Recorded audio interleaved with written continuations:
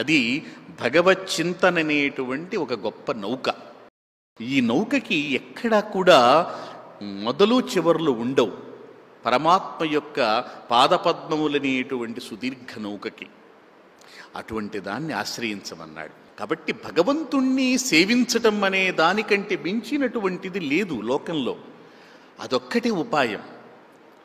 అయితే అసలు ఆ భగవంతుడిని చింతించటానికి కూడా మనకి అవకాశం లభించదు. ఎందుకంటే ఆలోచనే రాదు కాబట్టి మనం ఇందులోనే ఇప్పుడు కొట్టుమిట్టాడుతూ ఉంటాం. ఆ భగవంతుణ్ణి సేవించేటువంటి ఆలోచన కలగటంలో కూడా రకరకాల భావాలు ఉన్నాయి మనలో కూడా. అవి 4 రకాలుగా ఉంటాయట. అవి ఎలా అంటే, ఒకటి మనందరికీ కూడా ఆలోచన కలిగేది ఎప్పుడు కలుగుతుందంటే, ఏదైనా ఒక ఆపద కలిగినప్పుడు, కష్టం కలిగినప్పుడు, అప్పుడు ఆర్తితో భగవంతుణ్ణి మనం పిలుస్తాం. వాళ్ళని ఏమంటారు అంటే ఆర్తులైనటువంటి భక్తులు అంటాం.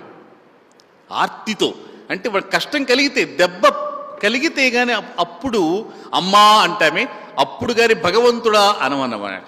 ఏదో ఒక తీరని ఆపద వచ్చినప్పుడు మనలో ఆర్తితో పిలిచే స్వభావం ఉంటుంది.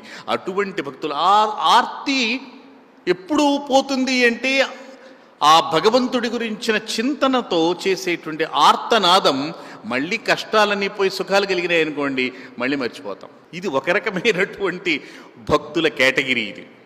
ఇది ఆర్తులైన భక్తులు. వీళ్ళు భగవంతుడి సేవ చేయటానికి సంకల్పించేటువంటి వాళ్ళలో ఇదొక రకమైనటువంటి భక్తి ఒకటి.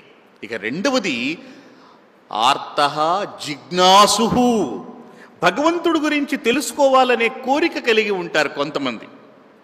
వాళ్ళకి ఆర్తితో సంబంధం ఉండదు. ఎప్పుడూ భగవంతుడి గురించి తెలుసుకోవాలని, భగవత్ తత్వం గురించి తెలుసుకోవాలనే ఉంటుంది.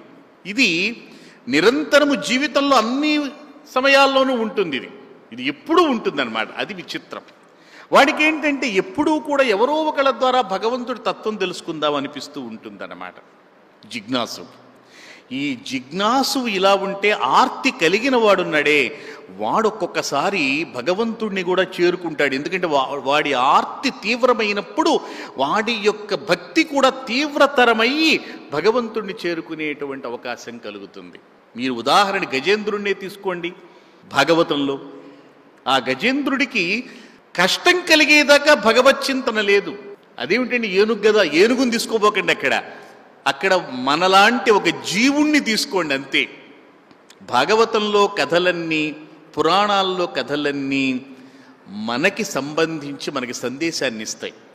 అక్కడ ఏనుగు మొసలి ఇవి కాదు, మన యొక్క స్వభావాలతో అవి చక్కటి పాత్రలు అన్నమాట.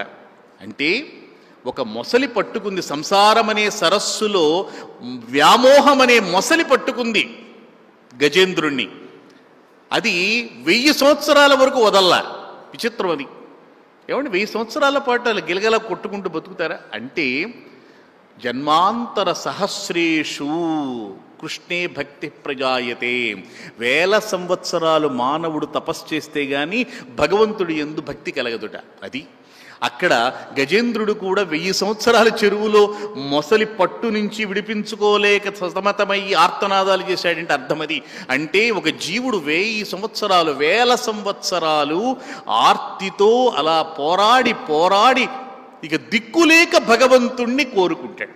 ఆర్తుడైనటువంటి భక్తుడు అటువంటి సమయంలో 2 చేతులు ఎత్తేసేసి నువ్వు తప్ప ఇంకెవరు లేదనుకుంటాడు. అది గొప్పతనం. అప్పటిదాకా వాడికి సందేహంగానే ఉంటుంది, భగవంతుడు ఉన్నాడా, నన్ను రక్షిస్తాడా అని. గజేంద్రుడు కూడా అంతే, ఉన్నాడా లేడా అని సందేహించాడు. కానీ చివరికి తన శక్తి అంతా ఉడిగిపోయిన తర్వాత అప్పుడు అనిపించింది, ఇంకా నాకు దిక్కెవరు అంటే ఆ భగవంతుడే. ఎందుకంటే ఈ సృష్టి మొత్తానికి కారణం ఆయనే. ఈ భగవంతుడే సృష్టించాడు, దీనిని రక్షిస్తున్నాడు. అలాగే మళ్ళీ ఈ సృష్టి అంతా ఆయనలోకే వెళుతుంది. ఈ సృష్టికంతటికి మూల కారణం ఆయన. ఎవ్వనిచే జనించు జగమెవ్వని లోపల నుండు లీనమై. అప్పటికి కలిగింది వాడికి ఆ బుద్ధి. అప్పటిదాకా అనుకోలేవాడు. అప్పటిదాకా మొసలతో పోరాడుతూనే ఉన్నాడు. మనం కూడా అంతే. చాలాసేపు ఏం చేస్తాము అంటే మన శక్తిని ఉపయోగించి పోరాడుతూనే ఉంటాం కష్టాలతో. ఎప్పుడైతే మనకి మన శక్తి చాలదనిపిస్తుందో అప్పుడు మనము భగవంతుడిని నువ్వు తప్ప ఇంకా నాకు దిక్కు లేదంటాం. అది ఇక్కడ కూడా అంతే. గజేంద్రుడు కూడా అంతే. తన శక్తి లేదనుకున్నప్పుడు చివరికి శరణు వేడాడు. ఎవ్వనిచే జనించు జగమెవ్వని లోపల నుండు లీనమై ఎవ్వని ఎందుడిందు పరమేశ్వరుడెవ్వడు మూల కారణం వెవ్వడు అనాది మధ్యలయుడెవ్వడు సర్వము దానయైన వాడెవ్వడు వాని నా ఆత్మభవునీశ్వరు నే శరణంబు వేడెదన్. ఈ ప్రపంచం మొత్తం కూడా సర్వము తానయైన వాడెవడు, ఆ పరమాత్మ స్వరూపమే ఇదంతా కూడా. కాబట్టి ఆయన్ని శరణు వేడితే నా కష్టం తీరుతుంది అనుకుంది. గజేంద్రుడు అనుకున్నాడు, ఆర్తితో పిలిచాడు. అది ఆర్తుడైన భక్తుడి గొప్పతనం. అటువంటప్పుడు భగవంతుడి యొక్క కరుణా కటాక్షాలకి వాడు